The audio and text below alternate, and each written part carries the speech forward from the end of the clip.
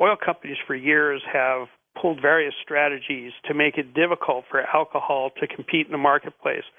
I mean, you and I have talked quite a bit about, for instance, the arguments of energy return on energy invested. That used to be the big standard that people wanted to hold biofuels to, and using questionable numbers from the oil companies, it made it look like you didn't get as much energy out of alcohol as, say, went into it during the farming stuff. And that took years and years to get disproved. So the newest bugbear is kind of an add-on to what you and I have also talked about, the whole food versus fuel scare that has been going on for 2 years. And that has recently been finally proven to be what I've always said, which was a fabricated argument. You know, the Congressional Budget Office came out, and they're pretty nonpartisan, and they said, ethanol didn't have any effect on the price of food or the availability of food for the poor, so the food versus fuel argument was specious. In other words, we had a surplus of corn, so how could it cause problems?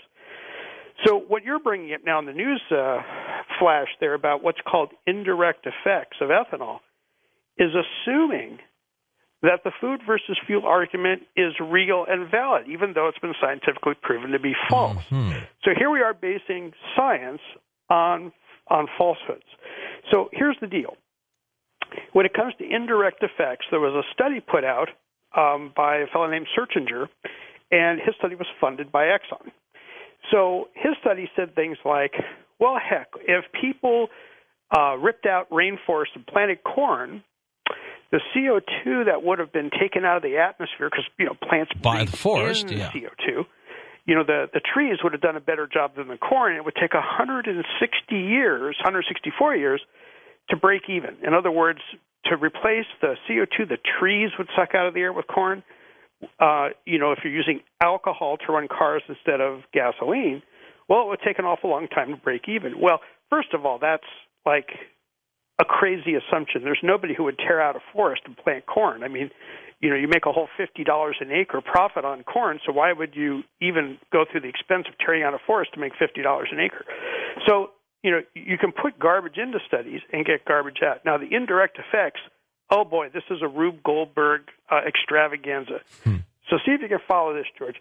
I mean, most people go, you can't believe this is actually science. So Searchinger says, well, heck, if there's a biofuels industry in the United States, in other words, we're making, moonshine out of corn to run cars, well, that means more corn will get planted.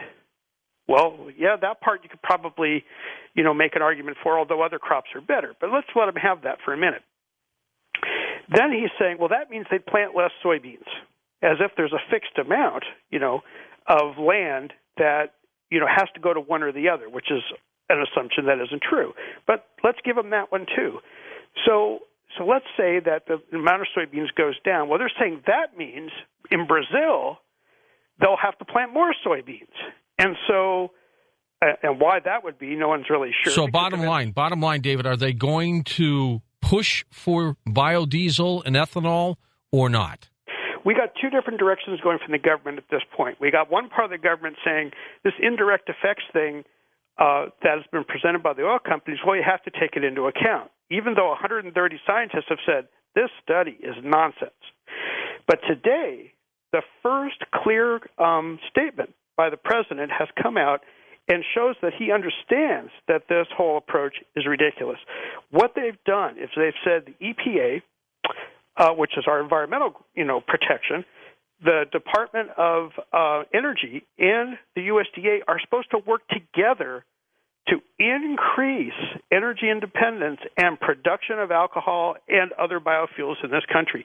So the government has finally clearly come out and said, we're going there. We are going to get off of oil as quickly as we can, and we're going to do it with a variety of biofuels. So the big question is, will they indeed do it? David, thanks so much. David's website, alcoholcanbeagas.com.